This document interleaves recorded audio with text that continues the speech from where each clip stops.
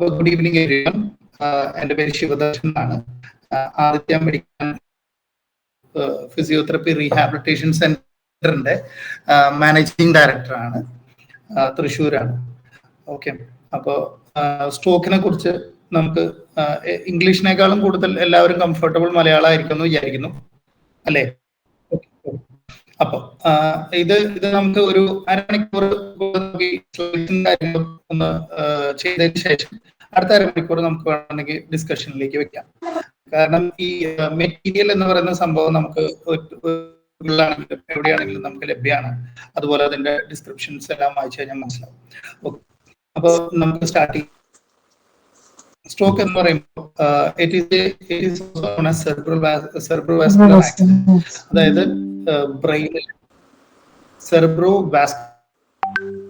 ബ്രെയിനിലേക്കുള്ള രക്തം ഒഴുക്ക് തടയപ്പെടുകയോ അല്ലെങ്കിൽ അതിനെന്തെങ്കിലും സംഭവിക്കുകയോ ചെയ്യുമ്പോൾ ബ്രെയിൻ ടിഷ്യൂ നശിച്ചിട്ട് ഉണ്ടാകുന്ന ഒരു ഇൻസൾട്ടിന്റെ ഭാഗമായിട്ട് ഉണ്ടാകുന്ന പ്രശ്നങ്ങളും അതിന്റെ അനന്തരഫലങ്ങളുമാണ് സ്ട്രോക്ക് എന്ന് പറയുമ്പോൾ നമ്മൾ അതുകൊണ്ട് മനസ്സിലാക്കുന്നത്. അപ്പോൾ സ്ട്രോക്ക് എന്ന് പറയുമ്പോൾ it as A definition it is A cerebrovascular accident occurs when blood supply to the brain is blocked or interrupted or severely reduced. അതാണ് സ്ട്രോക്ക് എന്ന് പറയുന്നത്. അത് ടൈപ്സ് ഓഫ് സ്ട്രോക്ക് എന്ന് പറഞ്ഞു കഴിഞ്ഞാൽ രണ്ട് തരത്തിൽ നമുക്ക് അതിനെ തരംതിരിക്കാം. Ischaemic stroke. ഇഷ്കീമിക് സ്ട്രോക്ക് എന്ന് പറയുമ്പോൾ ബ്ലഡ് സപ്ലൈ ഇല്ലാതാവുമ്പോൾ, അതായത് നമ്മുടെ നോർമൽ ബ്രെയിനിന്റെ അതിന് ബ്ലഡ് സപ്ലൈ ആവശ്യമാണ്.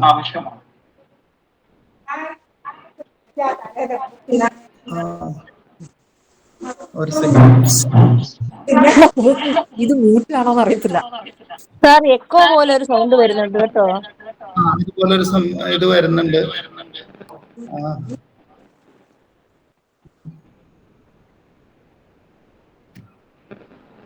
ഇപ്പൊ ശരിയായോ? എക്കോ പോലെ വരുന്നു. ഇപ്പൊ ശരിയായിട്ടുണ്ടോ? Okay sir. ഓക്കെ, എൻ്റെ നെറ്റിന്റെ എല്ലാം ശരിയാണല്ലോ. ഓക്കെ, അപ്പോൾ അതിന്റെ ടൈപ്സിലേക്കാണ് നമ്മൾ വന്നത്. ഇഷ്കീമിക് സ്ട്രോക്ക്, അതായത് ഇഷ്കീമിയ എന്ന് പറഞ്ഞു കഴിഞ്ഞാൽ നമ്മുടെ ബ്രെയിനിൽ ടിഷ്യൂസ് ഉണ്ട്. ആ ടിഷ്യൂസിന് ബ്ലഡ് സപ്ലൈ ആവശ്യമാണ്. ആ ബ്ലഡ് സപ്ലൈ ബ്ലോക്കുകൾ, അതായത് ക്ലോട്ടുകൾ മൂലം ഇല്ലാതാവുമ്പോൾ ഉണ്ടാവുന്ന ഇഷ്യൂസ് ആണ് നമ്മൾ ഇഷ്കീമിക് സ്ട്രോക്ക് എന്ന് പറയുന്നത്. അതായത് നമ്മൾ കാണുന്നതിൽ 85% ഇഷ്കീമിക് സ്ട്രോക്കാണ് നമ്മൾ കാണുന്ന. ഇപ്പോൾ നിങ്ങൾ കാണുന്ന വീട്ടിലാണെങ്കിലും അതുപോലെ നിങ്ങളുടെ ഇപ്പോൾ കെയർ ഗിവേഴ്സ് ആണെന്നുണ്ടെങ്കിൽ നിങ്ങൾ കാണുന്ന പേഷ്യൻസിൽ 85 മുതൽ 88% വരെ ഇഷ്കീമിക് സ്ട്രോക്ക് ആണ്. അതായത് വീട്ടിൽ വെച്ച് നമുക്ക് അതിന്റെ സിംറ്റംസ് കാണിക്കുന്നു, ഹോസ്പിറ്റലിൽ കൊണ്ടുവരുമ്പോൾ സ്ട്രോക്ക് ആണെന്ന് പറയുന്നു, അതിന് വേണ്ട ചികിത്സകൾ നമ്മൾ അവിടെ ചെയ്യുന്നു. അതാണ് ഇഷ്കീമിക് സ്ട്രോക്ക് എന്ന് പറയുന്നത്. അതൊരു 85% മുതൽ 88% വരെ ഇഷ്കീമിക് സ്ട്രോക്ക് തന്നെയാണ്. അടുത്ത കാറ്റഗറി വരുന്നതാണ് ഹെമറേജിക് സ്ട്രോക്ക്. ഹെമറേജിക് സ്ട്രോക്ക് എന്ന് പറയുന്നത് നമുക്ക് ആക്സിഡൻസ്, അതായത് നമ്മൾ എന്തെങ്കിലും തലയടിച്ച് വീഴുക, അപ്പൊ അങ്ങനെ ഇന്റേണൽ ബ്ലീഡ് സംഭവിക്കുക, അതിന്റെ ഭാഗമായിട്ട് ഉണ്ടാകുന്ന സ്ട്രോക്ക്. അത് ചിലപ്പോൾ RTA ആയിരിക്കാം, റോഡ് ട്രാഫിക് ആക്സിഡൻസ് ആയിരിക്കാം, അല്ലെങ്കിൽ വീട്ടിൽ തന്നെ ഉണ്ടാവുന്ന ആക്സിഡൻസ് ആയിരിക്കാം. അങ്ങനെ എന്തെങ്കിലും ആഘാതം മൂലം ഇന്റേണൽ ബ്ലീഡിങ് ഉണ്ടായിട്ട് വരുന്ന സ്ട്രോക്കിനെയാണ് നമ്മൾ ഹെമറേജിക് സ്ട്രോക്ക് എന്ന് പറയുന്നത്. ഇങ്ങനെ മെയിൻ ആയിട്ട് രണ്ട് തരം സ്ട്രോക്കാണ് നമുക്ക് കാണാൻ സാധിക്കുക. ഇനി ഇതിന്റെ സിംറ്റംസ് എന്തൊക്കെയായിരിക്കും? നമുക്ക് ഇതിനെ എങ്ങനെ ഇത് സ്ട്രോക്ക് ആവാം? എപ്പോഴും സംഭവിക്കുന്നത് എന്താണെന്ന് വെച്ച് കഴിഞ്ഞാൽ, ഇപ്പൊ പെട്ടെന്നൊരു സിവിയർ ആയിട്ടുള്ള ഒരു തലവേദന തോന്നി, അപ്പൊ അത് മാറിക്കോളും എന്നുള്ള ഒരു കൺസെപ്റ്റിൽ ഇരിക്കുമ്പോഴാണ് ഈ സ്ട്രോക്ക് കൂടുതലായിട്ട് വഷളാവുന്ന ഒരു അവസ്ഥയിലേക്ക് പോകുന്നത്. അപ്പൊ എപ്പോഴും നമുക്കൊരു ജനറൽ പോപ്പുലേഷനിൽ ഒരു അവയർനെസ് ഉണ്ടാവണം. അതായത് ഈ സിംറ്റംസ് കണ്ടാൽ അത് സ്ട്രോക്ക് ആവാം. അങ്ങനെ ആണെങ്കിൽ നമുക്കിപ്പോൾ അങ്ങനെ ഒരു സിംറ്റം കണ്ട് നമ്മൾ വെയിറ്റ് ചെയ്യുന്നതിനേക്കാൾ നല്ലത് അപ്പോൾ തന്നെ നമ്മളൊരു മെഡിക്കൽ അസിസ്റ്റൻസ് എടുക്കുക, ഏതെങ്കിലും ഒരു കാഷ്വാലിറ്റിയിൽ ചെല്ലുക, ഇതുപോലെ ഒരു ഇഷ്യൂ ഉണ്ടായി എന്ന് പറയുക. അപ്പോൾ ഒരു CT MRI അല്ലെങ്കിൽ അവിടെ ഉള്ള ഒരു കാഷ്വാലിറ്റി ഡോക്ടർക്ക് വളരെ എളുപ്പത്തിൽ തിരിച്ചറിയാൻ സാധിക്കുന്നതാണ്. പക്ഷെ പലപ്പോഴും സംഭവിക്കുന്നത് ഇത് തിരിച്ചറിയപ്പെടാതെ എല്ലാം ശരിയായിക്കോളും. ചിലപ്പോൾ പേഷ്യന്റ് പോലും ആരുടെ അടുത്തും ഇത് സംസാരിക്കില്ല. അതായത് എനിക്ക് ഇങ്ങനെ ഒരു ബ്ലർ വിഷൻ ഉണ്ട്. നോർമലായിട്ട് നമ്മൾ കാണുന്ന ഒരു സഡൻ വീക്ക്നെസ്, അതായത് ഇപ്പം നമ്മളിങ്ങനെ TV കണ്ടുകൊണ്ടിരിക്കുന്നു, ആ സമയത്ത് എഴുന്നേൽക്കുമ്പോൾ ഒരു ചെറിയൊരു ബലക്കുറവ്, കാല് വെക്കുമ്പോൾ ഒരു ബലക്കുറവ്, അതുപോലെ ഒരു സൈഡിലേക്ക് ഇപ്പൊ എന്താ പറയാ, നമ്മൾ വെള്ളം കുടിക്കുമ്പോൾ സൈഡിലൂടെ വെള്ളം പോകുന്ന ഒരു അവസ്ഥ, അല്ലെങ്കിൽ ഒരു തരിപ്പ്, കൈകൾക്കും കാലുകൾക്കും ഒരു ഭാഗത്ത് മാത്രം ഒരു തരിപ്പ് അനുഭവപ്പെടുക, സ്പീച്ചിന്റെ ക്ലാരിറ്റി കുറയുക, അതായത് നമ്മൾ സംസാരിക്കുമ്പോൾ നമുക്ക് ഇച്ചിരിയും കൂടെ ബുദ്ധിമുട്ടി ക്ലാരിറ്റി ഉണ്ടാക്കേണ്ട ഒരു അവസ്ഥ വരിക, ബ്ലർഡ് വിഷൻ, നമ്മുടെ വിഷൻ ചെറുതായിട്ടൊന്ന് മങ്ങുക, സിവിയർ ഹെഡേക്ക് ഉണ്ടാവുക, അല്ലെങ്കിൽ ഛർദിക്കാനുള്ള നോസിയ, അല്ലെങ്കിൽ ഞാൻ ഇതിൽ എഴുതിയിരിക്കുന്ന സിംറ്റംസ് അല്ലാതെയും ഒരുപാട്, അതായത് ഇപ്പൊ ഛർദിക്കാൻ തോന്നുക, നോസിയ ഉണ്ടാവുക, അങ്ങനെയൊക്കെ സംഭവിച്ചാൽ എത്രയും പെട്ടെന്ന് നമ്മളൊരു മെഡിക്കൽ അറ്റൻഡൻസ് എടുക്കുന്നതാണ് നല്ലത്. കാരണം എന്ന് വെച്ച് കഴിഞ്ഞാൽ നമ്മൾക്ക് ഇത് ഞാൻ പറയാൻ കാരണം എന്ന് വെച്ച് കഴിഞ്ഞാൽ ഒരു വിൻഡോ പീരീഡ് അല്ലെങ്കിൽ ഒരു ഗോൾഡൻ അവർ എന്ന് പറയുന്ന ഒരു സംഭവം സ്ട്രോക്കിനകത്ത് വളരെ ഇമ്പോർട്ടൻ്റ് ആണ്. അതായത് ഇപ്പോൾ ഒരു ഇസ്കീമിക് സ്ട്രോക്ക് ഉണ്ടായി കഴിഞ്ഞാൽ നമ്മൾക്ക് ഒരു അപ്പോൾ അതായത് അവിടെ ഒരു ക്ലോട്ട് ഉണ്ടായി, ആ ക്ലോട്ട് ഉണ്ടാകുമ്പോൾ ആ ക്ലോട്ടിന് അപ്പുറത്തേക്കുള്ള എല്ലാ സെല്ലുകളിലേക്കും കുറഞ്ഞ ബ്ലഡ് സപ്ലൈയോ അല്ലെങ്കിൽ ബ്ലഡ് സപ്ലൈ ഇല്ലാതിരിക്കുന്ന ഒരു അവസ്ഥയാണ്. അപ്പോൾ ഓരോ മിനിറ്റ് അല്ലെങ്കിൽ ഓരോ സെക്കൻഡ് കഴിയും തോറും ഇതിന്റെ എക്സ്റ്റെൻഡ് കൂടിക്കൂടി വരും. അത് കൂടിക്കൂടി വന്ന് അത് വളരെ ഒബ്വിയസ് ആയിട്ട് ഒരാള് തലകറങ്ങി വീഴുകയോ അല്ലെങ്കിൽ എഴുന്നേക്കാൻ പറ്റാതെ വീഴുകയോ ചെയ്യുമ്പോൾ കൊണ്ടു ചെല്ലുമ്പോൾ ഇതിന്റെ എക്സ്റ്റെൻഡ് ഓഫ് ബ്ലീഡ് ഒരുപാട് കൂടുതലായിരിക്കും. ഇതിന്റെ ബ്ലീഡിന്റെ എക്സ്റ്റെൻഡ് കൂടുന്തോറും സ്ട്രോക്കിന്റെ റിക്കവറിയെ അത് കാര്യമായിട്ട് ബാധിക്കും. അപ്പോൾ to be on the safe side നമ്മുടെ സമൂഹത്തിൽ എല്ലാവരും ഇതുപോലെയുള്ള സിംറ്റംസ് ഉണ്ടാവുകയാണെങ്കിൽ എത്രയും പെട്ടെന്ന് നമ്മളൊരു മെഡിക്കൽ അറ്റൻഷൻ എടുക്കുന്നതാണ് നല്ലത്. അപ്പോൾ നമ്മൾ പറഞ്ഞു വന്നത് ഇതിന്റെ സിംറ്റംസ് ആണ്, റെഡ് ഫ്ലാഗ്സ്. അപ്പോൾ blurred vision, severe headache, nausea, vomiting sensation, അതുപോലെ slurred speech, weakness or numbness on one side, അങ്ങനെ സിംറ്റംസ് കാണുകയാണെന്നുണ്ടെങ്കിൽ എത്രയും പെട്ടെന്ന് നമ്മൾ ഒരു മെഡിക്കൽ അസിസ്റ്റൻസ് എടുക്കേണ്ടതാണ്. ഇനി മെഡിക്കൽ അസിസ്റ്റൻസ് എടുക്കുമ്പോൾ ഉണ്ടാവുന്ന അവിടെ ഇനി എന്താണ് സംഭവിക്കുന്നത്, അതായത് നമ്മുടെ സ്ട്രോക്കിന്റെ ട്രീറ്റ്മെന്റിന്റെ രണ്ട് ഭാഗമായിട്ട് നമുക്ക് ഇതിനെ തിരിക്കാം. ഒന്ന് മെഡിക്കൽ ഭാഗവും രണ്ട് റീഹാബിലിറ്റേഷൻ ഭാഗവും. ഇത് രണ്ടും നമ്മൾ ഇന്ന് ഡിസ്കസ് ചെയ്യാൻ ഉദ്ദേശിക്കുന്നു എന്നുള്ളത് കൊണ്ട് തന്നെ മെഡിക്കൽ ഭാഗത്തിനെ കുറിച്ച് ഒരു ചെറിയൊരു അവബോധം അല്ലെങ്കിൽ ഒരു അണ്ടർസ്റ്റാൻഡിങ് നമുക്ക് ഉണ്ടാകുന്നത് വളരെ നല്ലതാണ്. അതായത് നമ്മൾ ഗോൾഡൻ അവർ എന്ന് പറയും. അതായത് ഒരു ചെറിയൊരു തലവേദന, ഒരു സ്ലേർഡ് ബീച്ച് തോന്നി ഒരു മണിക്കൂറിനകത്ത് നമുക്ക് ഹോസ്പിറ്റലിൽ എത്തിക്കാൻ സാധിക്കുക. ആ ഒരു മണിക്കൂറിൽ നമ്മൾ കൊണ്ടു ചെല്ലുന്ന ആശുപത്രി നല്ലതാണ്. അവരതിനെ അതൊരു സ്ട്രോക്ക് ആണ് എന്നുള്ള ഒരു ഡയഗ്നോസിസ് ഉണ്ടായാൽ നമുക്ക് അപ്പോൾ തന്നെ നമുക്ക് അതിന്റെ ട്രീറ്റ്മെന്റ് ചെയ്യാൻ സാധിക്കും. അത് ഇഞ്ചക്ഷൻ ചെയ്യുക എന്നാണ് സാധാരണ എല്ലാവരും പറയുന്നത്. അത് ഇഞ്ചക്ഷൻ എന്താണെന്ന് എല്ലാവർക്കും അറിയുന്നുണ്ടാവും. എന്നാലും ഞാൻ അതിന് ഒരു വളരെ ചുരുങ്ങിയ ഇതിൽ ഞാൻ പറഞ്ഞുതരാം. അതായത് നമുക്ക് ഗോൾഡൻ അവറിൽ കൊണ്ടു ചെല്ലുമ്പോൾ നമുക്കൊരു ബ്രെയിനിൻ്റെ അകത്ത് ഒരു സെർബ്രോവാസ്കുലർ ക്ലോട്ട് സംഭവിച്ചിരിക്കുകയാണ്. ക്ലോട്ട് എന്ന് പറയുമ്പോൾ അതൊരു ബ്ലഡ് വെസലിന്റെ അകത്ത് ഒരു ബ്ലോക്കേജ് ആണ്. അപ്പോൾ ഇതിനകത്ത് ചെയ്യുന്ന എന്താ വെച്ച് കഴിഞ്ഞാൽ നമ്മൾ ഒരു ഇൻട്രാവീനസ് ആയിട്ട് ഒരു മെഡിക്കേഷൻ നമ്മൾ കൊടുക്കുകയാണ്. ആ ഇൻട്രാവീനസ് മെഡിക്കേഷൻ കൊടുത്തു കഴിയുമ്പോൾ ഈ മെഡിസിൻ നമ്മളുടെ ബ്ലഡിൽ കംപ്ലീറ്റ് ആയിട്ട് സർക്കുലേറ്റ് ചെയ്യുമ്പോൾ എവിടെയൊക്കെയാണോ ക്ലോട്ട് ഉള്ളത് ആ ക്ലോട്ടിനെ അത് അലിയിച്ച് കളയാന്ന് പറയുമ്പോൾ കുറച്ചുകൂടെ സ്പെസിഫിക് ആയിട്ട് പറഞ്ഞു കഴിഞ്ഞാൽ നമ്മളുടെ ഒരു ക്ലോട്ട് ഉണ്ടാവുക എന്ന് പറഞ്ഞു കഴിഞ്ഞാൽ അതൊരു മെഷ് പോലെ ഫൈബർ കണ്ടന്റോടെ ഉണ്ടായിട്ട് അതിങ്ങനെ ഒരു മെഷ് പോലെ ആയിട്ട് അതൊരു കട്ടിയുള്ളൊരു ക്ലോട്ടായിട്ട് ഇപ്പൊ നമ്മുടെ കയ്യിലൊക്കെ മുറിഞ്ഞു കഴിഞ്ഞാൽ അത് കഴിഞ്ഞാൽ രക്തം നിന്നു എന്ന് പറയുള്ളൂ. നമ്മൾ രക്തം നിന്നു, ബ്ലീഡിങ് നിന്നു എന്ന് പറയുന്നത് അവിടെ ഒരു ക്ലോട്ട് ഉണ്ടാവുന്നതാണ്. അതേ ടെക്സ്ചറിലുള്ള ഒരു ക്ലോട്ട് നമുക്ക് നമ്മുടെ ബ്രെയിനിലെ ആർട്ടറികൾ ഉണ്ടാവുന്നതാണ്. അപ്പൊ ഈ മരുന്ന് എത്രയും പെട്ടെന്ന് ചെന്ന് കഴിയുമ്പോൾ ഈ മെഷിനെ ഇതലിയിക്കും, അല്ലെങ്കിൽ അതിനെ ഫിബ്രിനായിട്ട് കൺവേർട്ടായി അങ്ങനെ അതങ്ങ് അലിഞ്ഞങ്ങ് ആ മെഷ് അങ്ങ് പൊട്ടിപ്പോകുമ്പോൾ വീണ്ടും ഈ ബ്ലഡ് സപ്ലൈ റീസ്റ്റോർ ആവും. അതും അവിടെ മുതൽ സെല്ലുകൾക്ക് ബ്ലഡ് പഴയ പോലെ തന്നെ കിട്ടി തുടങ്ങും. അപ്പോൾ എക്സ്റ്റെൻഡ് ഓഫ് ഡിസ്ട്രക്ഷൻ അല്ലെങ്കിൽ ക്ലോട്ട് വളരെ കുറവായിരിക്കും. അപ്പൊ ഈ എക്സ്റ്റെൻഡ് ഓഫ് ക്ലോട്ട് കുറയും തോറും ഇത് കഴിഞ്ഞിട്ടുള്ള റിക്കവറി, അത്രയും ബ്രെയിൻ സെല്ല് മാത്രമേ നശിച്ചു പോയിട്ടുള്ളൂ, ബാക്കിയുള്ളതെല്ലാം ഇൻടാക്റ്റ് ആണ്, അതിന്റെ എക്സ്റ്റെൻഡ് വളരെ കുറവാണ്. അപ്പോൾ നമുക്ക് ഇതിന് ശേഷം ഉണ്ടാകുന്ന റിക്കവറി ഭയങ്കര ഫാസ്റ്റ് ആയിരിക്കും. ഓക്കെ, അപ്പൊ അതാണ് നമ്മളുടെ ഒരു ഗോൾഡൻ അവർ 1 hour എന്ന് പറയുന്നത്. അത് നമുക്ക് എക്സ്റ്റെൻഡ് ചെയ്തൊരു 3.5-4 മണിക്കൂർ വരെ നമുക്ക് ഈ ഇൻട്രാവെനസ് ഇഞ്ചക്ഷൻ അല്ലെങ്കിൽ ത്രോംബോലൈസിസ് മെഡിക്കേഷൻ അഡ്മിനിസ്റ്റർ ചെയ്യാൻ നമുക്ക് സാധിക്കും. അപ്പോൾ ഒരു 4 മണിക്കൂർ വരെ നമുക്ക് സമയമുണ്ട്. അതിൻ്റെ ഉള്ളിൽ ഹോസ്പിറ്റലിൽ എത്തിക്കുക. അതിൽ ആദ്യത്തെ 1 മണിക്കൂറിൽ നമ്മൾ ഹോസ്പിറ്റലിൽ എത്തിച്ചു കഴിഞ്ഞാൽ ആ ഒരു ചെക്കപ്പും കാര്യങ്ങളൊക്കെ ചെയ്യാനുള്ള ഒരു സമയം കൂടെ കഴിഞ്ഞ് ഒരു 2 മണിക്കൂറിനകത്ത് നമുക്ക് ഈ ത്രോംബോലൈസിസ് ചെയ്യാൻ സാധിച്ചാൽ നല്ല രീതിയിലുള്ള റിക്കവറി, അതായത് മേ ബി ഒരു ഇഷ്യൂ ഇല്ലാതെ ഒരു 2 ആഴ്ച 3 ആഴ്ചക്കുള്ളിൽ തന്നെ പേഷ്യന്റിന് ബാക്ക് ടു നോർമൽ ആവാൻ സാധിക്കും. അപ്പൊ അതാണ് നമ്മുടെ ഒരു line of treatment. Second line of treatment എന്ന് പറയുന്നത്, ഇത് ഈ ഒരു വിൻഡോ പീരീഡ് ഒരു 4 മണിക്കൂർ കഴിഞ്ഞു എന്നുണ്ടെങ്കിൽ നമുക്ക് ഒരു ബ്രെയിനിലേക്ക്, അതൊരു ന്യൂറോ സർജറി അല്ലെങ്കിൽ ന്യൂറോ ഫിസിഷ്യനാണ് അത് ചെയ്യുക. അത് നമ്മളുടെ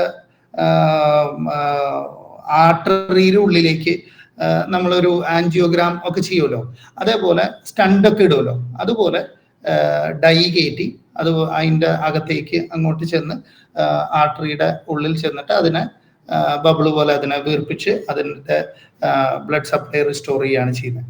അതുപോലെ ഒരു കാത്തറ്റർ അതിനകത്തേക്ക് ഇൻസേർട്ട് ചെയ്ത് ആ ക്ലോട്ടിനെ വലിച്ചെടുക്കുന്ന പരിപാടിയുണ്ട്. അതാണ് മാനുവൽ ത്രോംബോപ്ലാസ്റ്റി എന്നൊക്കെ പറയുന്നത്. അപ്പൊ അങ്ങനെയുള്ള ഇന്റർവെൻഷൻസും നമുക്ക് അവൈലബിൾ ആണ്. യെസ്, അപ്പോൾ നമ്മൾ അത് അങ്ങനെയാണ് നമ്മളൊരു ക്ലോട്ടിന്റെ മെഡിക്കൽ ട്രീറ്റ്മെന്റ് നടക്കുന്നത്. ഇനി അത് ഇഷ്കീമിക് സ്ട്രോക്കിന്റെ കാര്യമാണ് ഞാൻ പറഞ്ഞത്.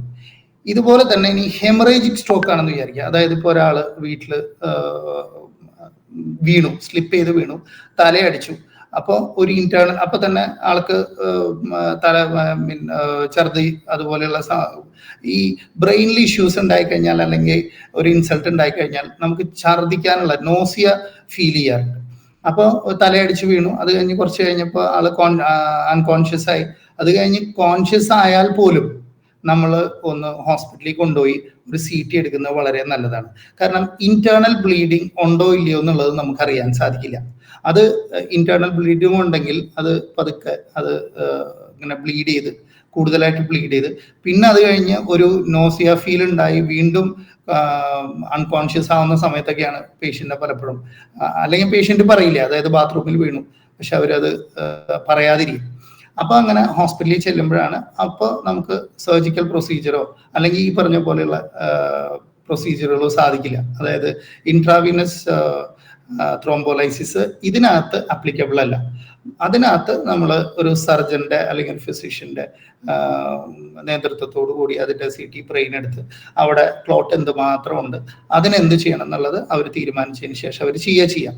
അപ്പൊ അതിലും ഈ പറഞ്ഞ പോലെ വീണ് എത്രയും പെട്ടെന്ന് നമ്മൾ ഹോസ്പിറ്റലിൽ എത്തിക്കുകയാണെന്നുണ്ടെങ്കിൽ ഈ ബ്ലീഡ് നിർത്താനുള്ള മെഡിക്കേഷൻ എത്രയും പെട്ടെന്ന് സ്റ്റാർട്ട് ചെയ്യും. അപ്പൊ ഈ ബ്ലീഡ് നിർത്തുമ്പോൾ അതിന്റെ എക്സ്റ്റെൻഡ് ഓഫ് ഡാമേജ് വളരെ കുറവായിരിക്കും. അപ്പോൾ ഇതേപോലെ തന്നെ നമുക്ക് റിക്കവറി വളരെ എളുപ്പത്തിൽ, അല്ലെങ്കിൽ ഏറ്റവും നല്ല റിക്കവറി നമുക്ക് പ്രതീക്ഷിക്കാവുന്നതാണ്.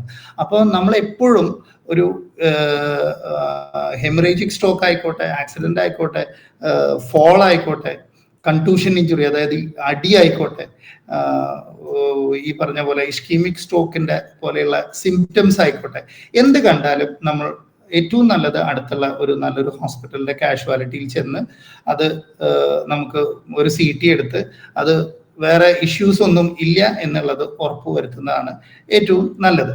ഇനി ഇത് കഴിഞ്ഞു, നമുക്ക് അടുത്തൊരു ലെവലിലേക്ക് പോവാണ്. അപ്പോൾ സ്ട്രോക്ക് ആയി, അപ്പോൾ അതിൻ്റെ മെഡിക്കേഷനും കാര്യങ്ങളും എന്താണെന്ന് വെച്ച് കഴിഞ്ഞാൽ നമ്മൾ ചെയ്ത് കഴിഞ്ഞു.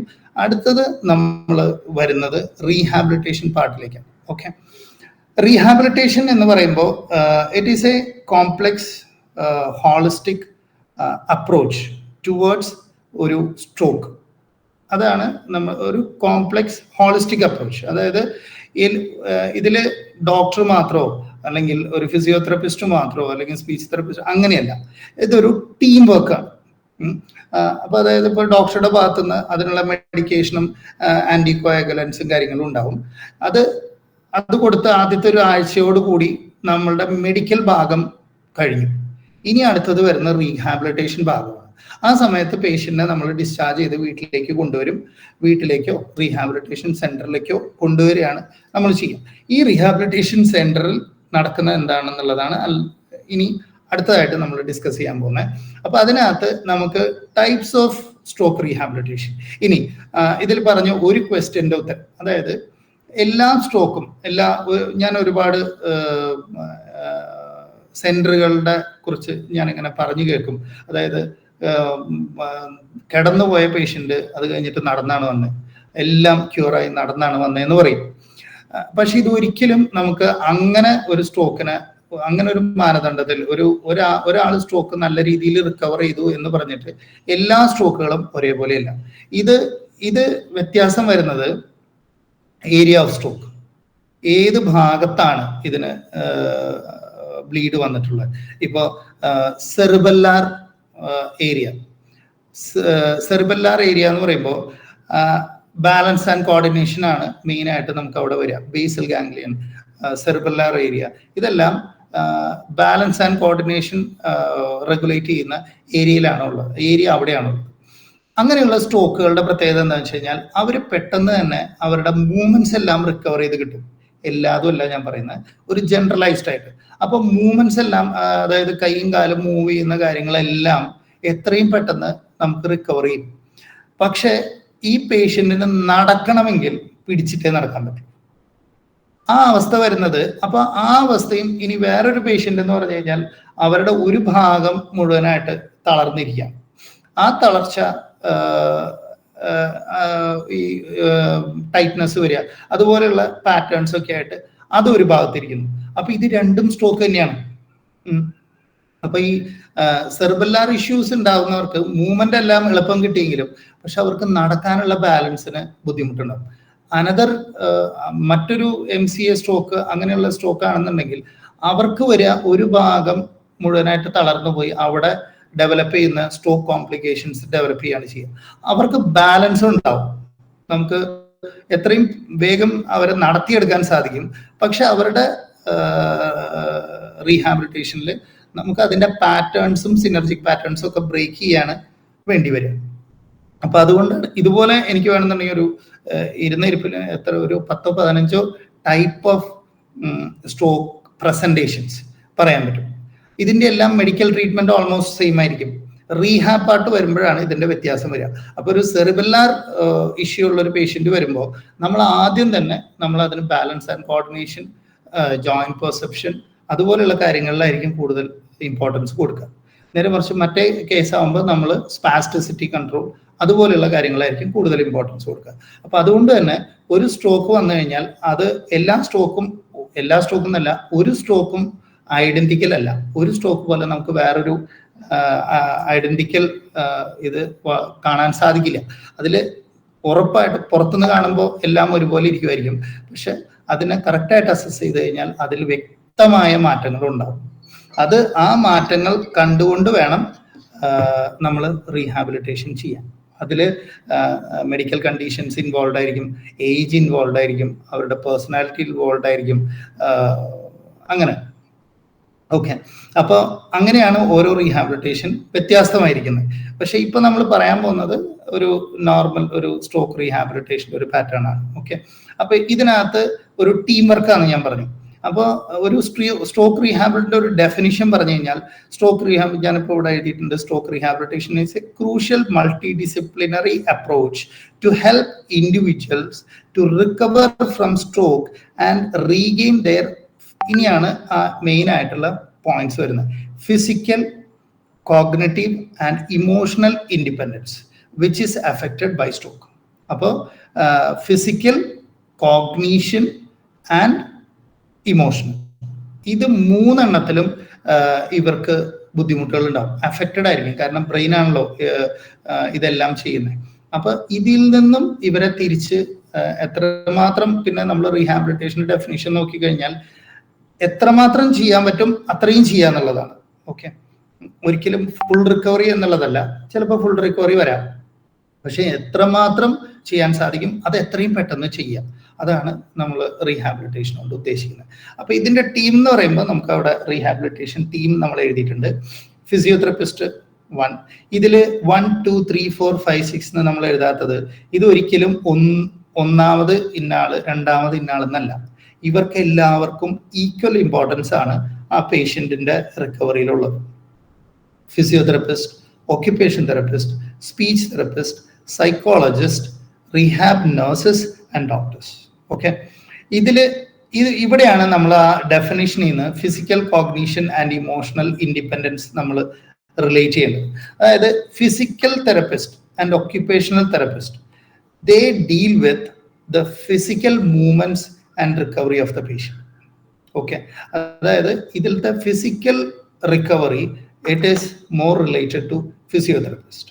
ഇനി ഒക്യുപ്പേഷൻ തെറപ്പിസ്റ്റ് വരുമ്പോൾ വാട്ട് ദേ ഡു ഇസ്, ഇപ്പോൾ ഞാനൊരു വളരെ സിമ്പിൾ ആയിട്ട് പറഞ്ഞു കഴിഞ്ഞാൽ, ഒരു സ്ട്രോക്ക് ആയിട്ടുള്ള ഒരു പേഷ്യന്റ് അവരുടെ ഫിസിക്കൽ ആക്ടിവിറ്റീസ് ഇമ്പ്രൂവ് ചെയ്ത് വരുന്നു.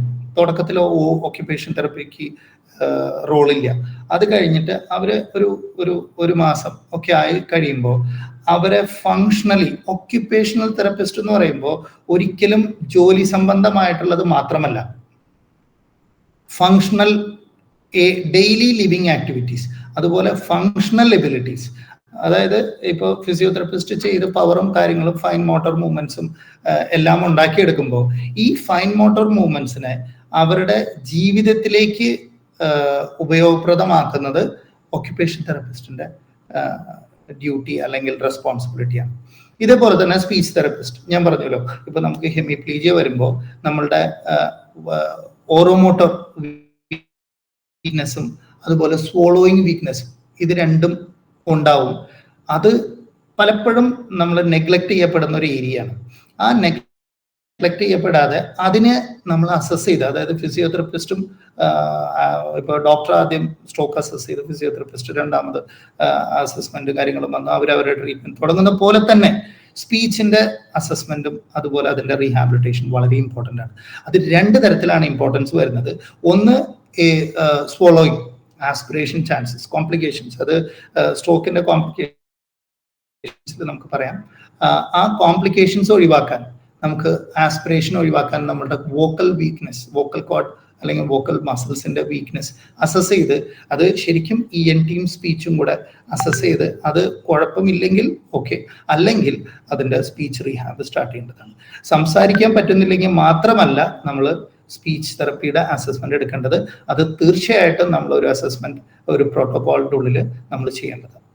പിന്നെയുള്ളതാണ് സൈക്കോളജിസ്റ്റ്. അതായത് നമ്മൾ ആലോചിച്ചാൽ തന്നെ അറിയാം, നമുക്ക് ഒരു സ്ട്രോക്ക് വന്നു കഴിഞ്ഞാൽ നമ്മൾ ഡോക്ടേഴ്സ് ആണെങ്കിൽ പോലും ഭയങ്കര ഇമോഷണലി ഭയങ്കര ഡിസ്റ്റർബ്ഡ് ആവും. കാരണം അതിൽ സ്പീച്ചും കൂടെ ഇൻവോൾവ് ആയി കഴിഞ്ഞാൽ, കോഗ്നീഷനും കൂടെ ഇൻവോൾവ് ആയി കഴിഞ്ഞാൽ നമ്മൾ ചിന്തിക്കുന്ന കാര്യങ്ങൾ നമുക്ക് എക്സ്പ്രസ് ചെയ്യാൻ പറ്റില്ല. നമ്മൾ എന്താണ്, what we are going through എന്നുള്ളത് നമുക്ക് എക്സ്പ്രസ് ചെയ്യാൻ സാധിക്കാതാവുമ്പോൾ ഒരുപാട് ഫ്രസ്ട്രേഷൻസ് ഇവരിലുണ്ടാവും ഇനീഷ്യൽ ഫേസസ്. അത് കഴിഞ്ഞ് ആ ഫ്രസ്ട്രേഷൻ അതിങ്ങനെ പൈലപ്പ് ചെയ്തിട്ടാണ് പിന്നെ നമുക്കൊരു ഡിപ്രഷൻ അവസ്ഥയിലേക്കും. അതിന് നമുക്ക് സൈക്കോളജിസ്റ്റിൽ നിന്ന് വിട്ട് സൈക്യാട്രിസ്റ്റിൻ്റെ അടുത്ത് മെഡിക്കേഷൻസും, അപ്പോൾ ഒരു ഭാഗത്ത് കൂടെ സ്പാസ്റ്റിസിറ്റി, അതുപോലെ ആന്റികോയാഗുലൻസ് ആയിട്ടുള്ള മെഡിക്കേഷൻസും, അതിൻ്റെ കൂടെ ഈ സൈക്യാട്രിക് മെഡിക്കേഷനും കൂടെ ഒരു പേഷ്യൻറ്റിൽ നമ്മൾ അഡ്മിനിസ്റ്റർ ചെയ്യുമ്പോൾ നമുക്ക് ഈ പേഷ്യൻറ്റിനെ അവൈക്കനിങ് അല്ലെങ്കിൽ റീഹാബിലിറ്റേഷനിൽ അവരുടെ ഇൻവോൾവ്മെന്റും അവർക്ക് ചെയ്യാൻ സാധിക്കില്ല. അവർ they will be drowsy and they cannot do. അപ്പോൾ നമ്മുടെ റീഹാബിലിറ്റേഷൻ വളരെ ഡിലേ ആയി പോകാനുള്ള സാധ്യതകളുണ്ട്. അപ്പോൾ അതുകൊണ്ട് തന്നെ സൈക്കോളജിസ്റ്റിന്റെ അസസ്മെന്റും, അതായത് what is his mental status, കൗൺസിലിങ്ങും കാര്യങ്ങളും. അത് സത്യം പറഞ്ഞു കഴിഞ്ഞാൽ കൗൺസിലിംഗ് എല്ലാവരും ചെയ്യേണ്ടതാണ്. ഫിസിയോതെറപ്പിസ്റ്റ് ആണെങ്കിലും OT ആണെങ്കിലും സ്പീച്ച് ആണെങ്കിലും അവരെ നഴ്സസ് മെയിൻലി, ഇപ്പൊ ഈ ഇരിക്കുന്ന നിങ്ങളെല്ലാവരും നഴ്സസ് ആണ്. അപ്പോൾ ഒരു ഭാഗം എല്ലാവരും തന്നെ അവരെ കൗൺസിൽ ചെയ്ത് ഡെയിലി ബേസിസിൽ നമ്മളിപ്പോൾ 1 മണിക്കൂർ കാണുന്നു, 2 മണിക്കൂർ കാണുന്നു. നിങ്ങൾ ഡോക്ടറാണെന്നുണ്ടെങ്കിൽ 5 മിനിറ്റേ കാണുന്നുള്ളൂ. പക്ഷെ നേഴ്സാണ് അവരുടെ കൂടെ 24 hours മൾട്ടിപ്പിൾ വിസിറ്റ്സ് ആയിട്ട് അവരുടെ കൂടെ നിൽക്കുന്നത്. അപ്പൊ അവരെ കൗൺസിൽ ചെയ്യാൻ ഏറ്റവും സാഹചര്യമുള്ളതും നമ്മുടെ ഒരു റെസ്പോൺസിബിലിറ്റി ആയിട്ടുള്ളത് നേഴ്സിന്റെ ആണെന്ന് ഞാൻ ശക്തമായിട്ട് വിശ്വസിക്കുന്നു. അപ്പൊ അതുകൊണ്ട് തന്നെ കൗൺസിൽ ചെയ്യുമ്പോൾ ഒരു കാര്യം വളരെ ശ്രദ്ധിക്കണം. കാരണം നമ്മളുടെ മെഡിക്കൽ ടീം ഒരു കാര്യം പറയുമ്പോൾ, അതായത് ഒരു പേഷ്യൻ്റെ അടുത്ത് പറയാണ്, ഇല്ല എല്ലാം ശരിയായിക്കോളും, ഒരു കുഴപ്പമില്ല, ഇവിടെ നിന്ന് പോകുമ്പോൾ നിങ്ങൾ നടന്നേ പോവുള്ളൂ എന്നുള്ള റിയലിസ്റ്റിക് അല്ലാത്ത ഐഡിയാസ് പേഷ്യൻസിന് ഒരിക്കലും കൊടുക്കാൻ പാടില്ല. അപ്പോൾ റിയലിസ്റ്റിക് അല്ലാത്തതെന്ന് പറയുമ്പോൾ റിയലിസ്റ്റിക് ആയിട്ടുള്ള ഒരു അണ്ടർസ്റ്റാൻഡിങ് പേഷ്യന്റിന് കൊടുക്കണമെങ്കിൽ തീർച്ചയായിട്ടും ഇതിനെക്കുറിച്ച് ഒരു നല്ലൊരു അറിവ് നമുക്ക് ഇതിന്റെ മുകളിൽ ഉണ്ടാവണം. അപ്പൊ അത് നമ്മൾ ഉണ്ടാക്കിയെടുക്കണം. ഓക്കെ, അപ്പോൾ that is about the rehabilitation team. Now the stages. അപ്പോൾ ഇനി റീഹാബിലിറ്റേഷൻ എന്ന് പറയുമ്പോൾ ഇതിന്റെ സ്റ്റേജസ് ആണ് അടുത്ത ഫേസിലേക്ക് വരിക. ഈ സ്റ്റേജസ് ഓഫ് റീഹാബിലിറ്റേഷൻ എന്ന് പറയുമ്പോൾ ഇതിന് നമുക്ക് എല്ലാ സ്ട്രോക്കിനും 7 സ്റ്റേജിൽ കൂടെ നമുക്ക് കടന്നു പോകണം. എനിക്ക് അടുത്ത സ്ലൈഡ് ഒന്ന് തരും. Next slide please. യെസ്, ഇതിൽ നമുക്ക് ബ്രോംസ്റ്റോം സ്റ്റേജസ് എന്ന് കാണാം. അതിന് മുമ്പ് ഞാനൊരു സ്ലൈഡ് ഇട്ടത് ഇതിൽ 1, 2, 3 ഇട്ടിട്ടില്ല. ഇതിലും ആ 7 തന്നെയാണ്, ആ സ്റ്റേജസ് ആണ് വരുന്നത്. അപ്പൊ ഇതിനകത്ത് എല്ലാ സ്ട്രോക്കുകളും ഈ ബ്രോംസ്റ്റോം സ്റ്റേജസിൽ കൂടെ കടന്നു പോകണം. അത് 7 സ്റ്റേജസ് ഉണ്ട്. അതായത് ഫസ്റ്റ് സ്റ്റേജ്, ഇത് വളരെ വ്യക്തമായിട്ട് മനസ്സിലാക്കിയിരിക്കാം. ഫസ്റ്റ് സ്റ്റേജ് എന്ന് പറഞ്ഞാൽ ഫ്ലാസിഡ് ആണ്. ഫ്ലാസിഡ് എന്ന് പറഞ്ഞു കഴിഞ്ഞാൽ മസിൽ ടോൺ ഇല്ല. അത് സ്ട്രോക്ക് വീട്ടിൽ ഉള്ളവരാണെങ്കിലും നിങ്ങൾ പരിചരിച്ചിട്ടുള്ളതാണെങ്കിലും ഹോസ്പിറ്റലിൽ നമ്മൾ നോക്കിയാൽ കാണാം, പേഷ്യന്റിന്റെ മൂവ്മെന്റിൽ ഒരു മൂവ്മെന്റും കാണില്ല, മസിൽ ടോൺ ഉണ്ടാവില്ല, 0 ആയിരിക്കും. ആ ഫേസിനെയാണ് നമ്മൾ ഫ്ലാസിഡ് സ്റ്റേജ് എന്ന് പറയുക. അതാണ് സ്റ്റേജ് 1. സ്റ്റേജ് 2 എന്ന് പറയുമ്പോൾ സ്പാസ്റ്റിസിറ്റി ഡെവലപ്സ്. സ്പാസ്റ്റിസിറ്റി വളരെ വ്യക്തമായിട്ട് മനസ്സിലാക്കേണ്ട ഒരു കാര്യമാണ്. സ്പാസ്റ്റിസിറ്റി എന്ന് പറയുന്നത് it is N upper motor neuron insult ഉണ്ടാവുമ്പോൾ സംഭവിക്കുന്ന increased tone in the muscle. അത് അപ്പർ മോട്ടോർ ന്യൂറോൺ എന്ന് പറഞ്ഞു കഴിഞ്ഞാൽ ഞാനീ പറയുന്നത് ഇതിനകത്ത് പേഷ്യൻസ് കുറവാണെന്ന്, പേഷ്യന്റ് പാർട്ടി കുറവാണെന്ന് തോന്നിയത് കൊണ്ടാണ് അവർക്കാണെങ്കിൽ ഇത് മനസ്സിലാവുമെന്ന് തോന്നുന്നു. അതായത് അപ്പർ മോട്ടോർ ന്യൂറോൺ എന്ന് പറഞ്ഞാൽ ബ്രെയിനും സ്പൈനൽ കോഡും വരെയുള്ളതാണ് അപ്പർ മോട്ടോർ ന്യൂറോൺ. അവിടെ നിന്ന് താഴത്തേക്കുള്ളത് പെരിഫറൽ ലോവർ മോട്ടോറാണ്. അതായത് നമ്മുടെ റേഡിയൽ നെർവ്സ്, റേഡിയൽ നെർവ് അതുപോലെയുള്ള കാര്യങ്ങളെല്ലാം താഴത്തേക്ക് കോമൺ പെരോണിയൽ നെർവ്, ഷിയാറ്റിക് നെർവ്, അതെല്ലാം പെരിഫറൽ നെർവ്സ് ആണ്. അപ്പർ മോട്ടോർ ന്യൂറോൺ ഇഞ്ചുറികൾ ഉണ്ടാവുമ്പോൾ അതിന്റെ ഭാഗമായിട്ട് വരുന്ന brain and spinal cord injury ആയിക്കോട്ടെ, സ്ട്രോക്ക് ആയിക്കോട്ടെ, ഇൻസൾട്ട് ആയിക്കോട്ടെ, സ്പൈനൽ കോഡ് ഇഞ്ചുറി ആയിക്കോട്ടെ, ഹെഡ് ഇഞ്ചുറി ആയിക്കോട്ടെ, ഇതിനകത്തെല്ലാം നമുക്ക് സ്പാസ്റ്റിസിറ്റി കാണും. ഇത് ഒരു അപ്പർ മോട്ടോർ ന്യൂറോൺ സൈനാണ്. ഓക്കെ, ഈ സ്പാസ്റ്റിസിറ്റിക്ക് നമുക്ക് അസസ്മെന്റും ഔട്ട്കം മെഷേഴ്സ് എല്ലാം ഉണ്ട്. ഓക്കെ, അപ്പോൾ അതിനെക്കുറിച്ചും അറിയണമെങ്കിൽ നമുക്ക് നമ്മൾ ഇനിയും ട്രെയിനിങ് സെഷൻസ് ഉദ്ദേശിക്കുന്നുണ്ട്, അതിനകത്ത് വ്യക്തമായിട്ട് പറഞ്ഞുതരാം. അപ്പൊ ആദ്യത്തെ ഫേസ് എന്ന് പറഞ്ഞു കഴിഞ്ഞാൽ ഫ്ലാസിഡ് ആണ്. സെക്കൻഡ് ഫേസിൽ ചെറുതായിട്ട് നമ്മളുടെ ടോൺ ഡെവലപ്പ് ചെയ്ത് തുടങ്ങും. അതായത് അത് സ്പെസിഫിക് അല്ല, ചെറുതായിട്ട് കൈയൊക്കെ എടുത്ത് മാറ്റി വെക്കാനും കാലെടുത്ത് മാറ്റി വെക്കാനും സാധിച്ചു തുടങ്ങും. അത് പക്ഷെ ആസ് എ ലിംബ്, ഒറ്റ ലിംബായിട്ട് മാറ്റി എടുത്ത് വെക്കാൻ പറ്റുള്ളൂ, സെഗ്മെന്റലായിട്ട് നമുക്ക് സാധിക്കില്ല. അങ്ങനെ ആ സ്പാസ്റ്റിസിറ്റി ഉണ്ടാവുന്നത് സ്റ്റേജ് 1 നമുക്ക് ഒരുപാട് ഗുണകരമാണ്. കാരണം ബ്രൂംസ്റ്റോമിലെ ഒരു ഫേസ് കഴിഞ്ഞ അടുത്ത ഫേസിലേക്ക് പേഷ്യന്റ് വന്നു കഴിഞ്ഞു. ഇത് കഴിഞ്ഞിട്ടുള്ള ഫേസ് എന്ന് പറയുന്നത് ഇൻക്രീസ്ഡ് സ്പാസ്റ്റിസിറ്റി. ഗ്രാജുവലി ഈ സ്പാസ്റ്റിസിറ്റി കൂടി വരും. ഈ കൂടി വരുന്ന സമയത്ത് ഇതിനെ നമുക്ക് സെക്കൻഡ് ഫേസിൽ നമുക്ക് സ്പാസ്റ്റിസിറ്റി ഉപകാരമായിരുന്നെങ്കിൽ തേർഡ് ഫേസ് മുതൽ നമുക്ക് അവൻ വില്ലനാണ്. അപ്പൊ സ്പാസ്റ്റിസിറ്റി തേർഡ് ഫേസിലാകുമ്പോൾ ഇതിങ്ങനെ കൂടി വരികയും ചെയ്യും. ചെറുതായിട്ട് വോളണ്ടറി മൂവ്മെന്റ്സ് ഡെവലപ്പ് ചെയ്ത് വരും.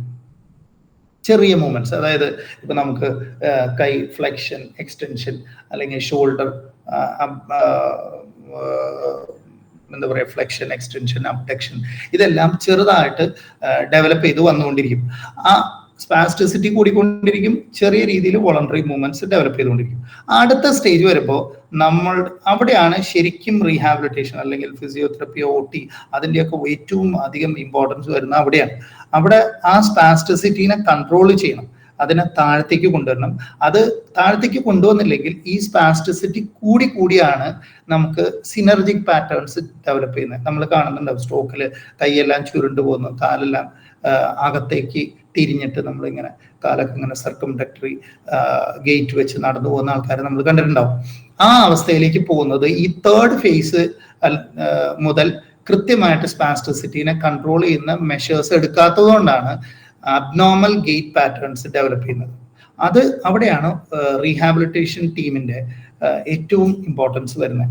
സ്പാസ്റ്റിസിറ്റി കൺട്രോൾ ചെയ്യാനുള്ള സ്പാസ്റ്റിസിറ്റി കൺട്രോൾ മാനേജ്മെന്റ് ടെക്നിക്സ് നമുക്ക് ഒരുപാടുണ്ട്. അതെല്ലാം നമ്മൾ അവിടെ ഉപയോഗിച്ച് അടുത്ത സ്റ്റേജിലേക്ക് പേഷ്യന്റിനെ എത്രയും പെട്ടെന്ന് കൊണ്ടുവരണം. അടുത്ത ഫേസ് എന്ന് പറയുമ്പോൾ ഈ സ്പാസ്റ്റിസിറ്റി ഡിക്രീസസ്, സ്പാസ്റ്റിസിറ്റി കുറഞ്ഞിട്ട് നമ്മളുടെ വോളണ്ടറി മൂവ്മെന്റ്സ് അല്ലെങ്കിൽ the power of the muscles improve. ആ പവറിനെ നമ്മൾ പതുക്കെ മുകളിലേക്ക് കൊണ്ടുവരണം, സ്പാസ്റ്റിസിറ്റി താഴത്തേക്ക് കൊണ്ടുവരണം. ആ സ്റ്റേജ് കഴിഞ്ഞാൽ അടുത്ത സ്റ്റേജ് വരുമ്പോൾ പിന്നെ കുറച്ചും കൂടെ എളുപ്പമാണ്, പക്ഷെ റിസൾട്ടുകൾ കുറച്ച് മോശമായിരിക്കും. മോശമല്ല, റിസൾട്ട് നല്ലതാണ്, പക്ഷെ ആദ്യത്തെ ഒരു 2 ആഴ്ചയിൽ അല്ലെങ്കിൽ ഒരു മാസത്തിൽ കിട്ടുന്ന സ്പീഡിൽ റിസൾട്ട് കിട്ടില്ല. സ്പാസ്റ്റിസിറ്റി പതുക്കെ കുറഞ്ഞു വരും.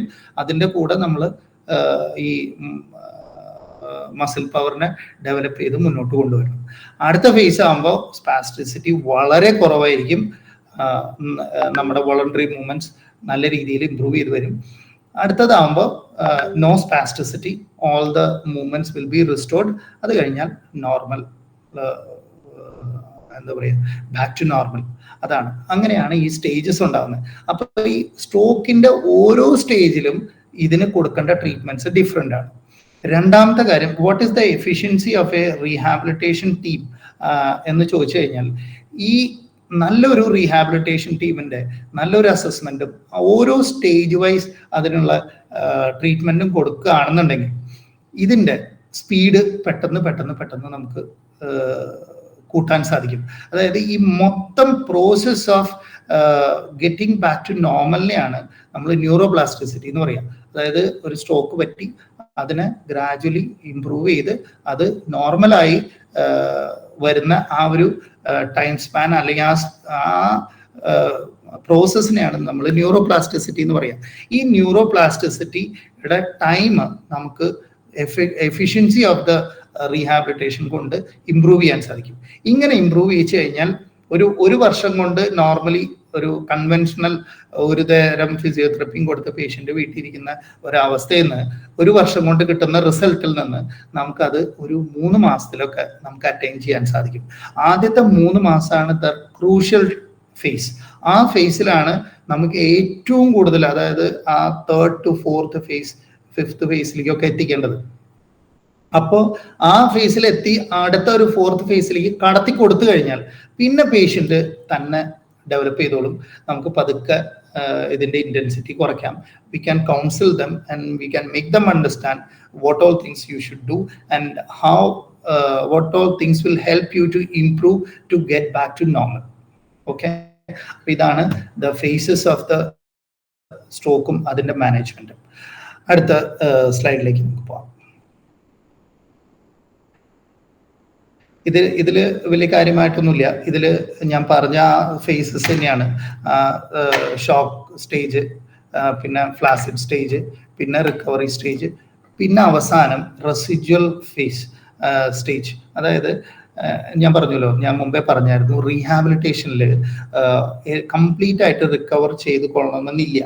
ട്രാൻസിയന്റ് ഇതുകളും അതുപോലെ ഗോൾഡൻ അവേഴ്സിൽ ട്രീറ്റ്മെന്റ് കിട്ടുകയൊക്കെ ചെയ്താലാണ് കംപ്ലീറ്റ്ലി നോർമലായിട്ട് നമുക്ക് തിരിച്ചു കൊണ്ടുവരാൻ പറ്റുള്ളൂ. ബാക്കിയുള്ള കേസുകൾ ഒരു റെസിജ്വൽ ഇഷ്യൂസ് പെർസിസ്റ്റ് ചെയ്യും. അത് പേഷ്യന്റിനെ പറഞ്ഞ് മനസ്സിലാക്കുകയും ചെയ്യണം. അത് റിയലിസ്റ്റിക് ആയിട്ട് അവർ മനസ്സിലാക്കി ജീവിതത്തിലേക്ക് തിരിച്ചു പോകണം. അതിനെയാണ് നമ്മൾ കമ്മ്യൂണിറ്റി ബേസ്ഡ് റീഹാബിലിറ്റേഷൻ എന്ന് പറയുക.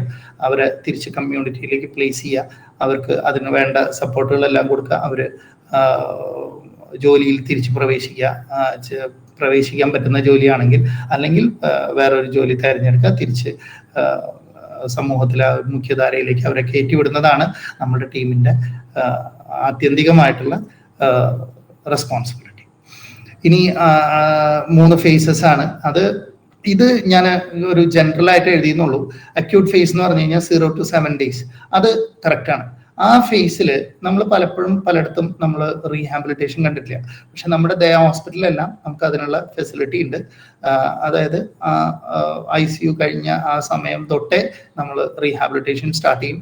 0 to 7 days ഫസ്റ്റ് വീക്കിൽ പ്രിവെന്റ് കോംപ്ലിക്കേഷൻസ് ഇല്ലാതാക്കാം, പെട്ടെന്ന് തന്നെ പേഷ്യന്റിനെ മൊബിലൈസ് ചെയ്തെടുക്കുക. പിന്നെ അടുത്തത് സബ് അക്യൂട്ട് ആണ്, 1 to 6 weeks. അത് 6 weeks എന്നുള്ളത് ഒരു 3 months വരെ പോവാം. റീസ്റ്റോർ ദ ബേസിക് ഫങ്ഷൻസ്, നമ്മൾ സെൽഫ് ഇൻഡിപെൻഡന്റ് ആവുക, നമ്മുടെ ഡെയിലി ലിവിങ് ആക്ടിവിറ്റീസ്, നമ്മൾ ദൈനംദിന കാര്യങ്ങളെല്ലാം നമ്മൾ തിരിച്ച് ചെയ്തു തുടങ്ങുക. അത് ചെയ്ത് അവർ തുടങ്ങുക. നമ്മളുടെ ഈ സ്നേഹം കൂടിയിട്ട്, അല്ലെങ്കിൽ കെയർ, ഇപ്പൊ നമ്മൾ കെയർ കൊടുക്കുന്ന നഴ്സസ് ആണെങ്കിലും അവർ എല്ലാം ചെയ്തു കൊടുത്തു കഴിഞ്ഞാൽ ദേ വിൽ നെവർ ഡെവലപ്പ്. അപ്പോൾ നമുക്ക് അതിനെക്കുറിച്ചുള്ള ഒരു അവബോധം ഉണ്ടാവണം. എന്തൊക്കെ കാര്യങ്ങൾ അവരെ ഏൽപ്പിക്കണം, അവരെ പതുക്കെ ചെയ്ത് തിരിച്ചു കൊണ്ടുവരണം. അല്ലാതെ എല്ലാം ചെയ്യാനും വിടരുത്. അങ്ങനെ വിട്ടു കഴിഞ്ഞാൽ അത് ചെയ്യാൻ സാധിക്കാതെ ആകുമ്പോൾ അവർക്കൊരു ഡിപ്രഷനിലേക്കും ഫ്രസ്ട്രേഷനിലേക്കും പോകും. അപ്പൊ ഇതിനെങ്ങനെ ബാലൻസ് ചെയ്ത് കൊണ്ടു നടക്കുന്നതിൻ്റെ ഒരു നല്ലൊരു ഭാഗം റെസ്പോൺസിബിലിറ്റി റീഹാബ് നഴ്സിനുണ്ട്.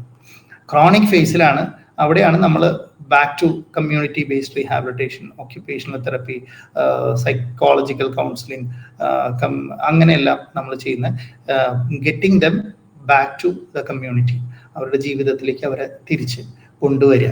അങ്ങനെ അത് കംപ്ലീറ്റ് ആയിട്ട് അവരെ ജീവിതത്തിലേക്ക് തിരിച്ചു കൊണ്ടുവന്നു കഴിയുമ്പോൾ മാത്രമേ നമ്മുടെ റീഹാബിലിറ്റേഷൻ ഗോൾ കംപ്ലീറ്റ് ആയിട്ട് അച്ചീവ് ആവൂ. Next slide please.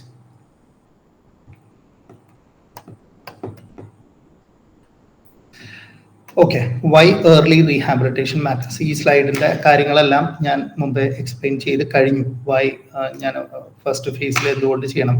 കാരണം ന്യൂറോപ്ലാസ്റ്റിസിറ്റി, ആദ്യത്തെ പോയിന്റ് കണ്ടില്ലേ, ആ ബ്രെയിനിൽ ന്യൂറോപ്ലാസ്റ്റിസിറ്റി പെട്ടെന്ന് തന്നെ സ്റ്റാർട്ട് ചെയ്യും. ഏർലി റീഹാബ് ഉണ്ടാകുമ്പോൾ നമ്മൾ സ്ട്രോക്ക് കഴിഞ്ഞ ആദ്യത്തെ 7 ദിവസം തന്നെ നമ്മൾ ഫെസിലിറ്റേറ്റ് ചെയ്യുമ്പോൾ അവിടെ ആ ന്യൂറോപ്ലാസ്റ്റിസിറ്റി അവിടെ നിന്ന് തന്നെ സ്റ്റാർട്ട് ചെയ്യും. അപ്പോൾ ബ്രൂംസ്റ്റോം ഫേസസ് പെട്ടെന്ന് നമുക്ക് ഉണ്ടാക്കാൻ സാധിക്കും. പിന്നെ improves outcomes and reduce complications mainly ആ ഒരു ഇനീഷ്യൽ ഫേസിലാണ് ഉണ്ടാവുക.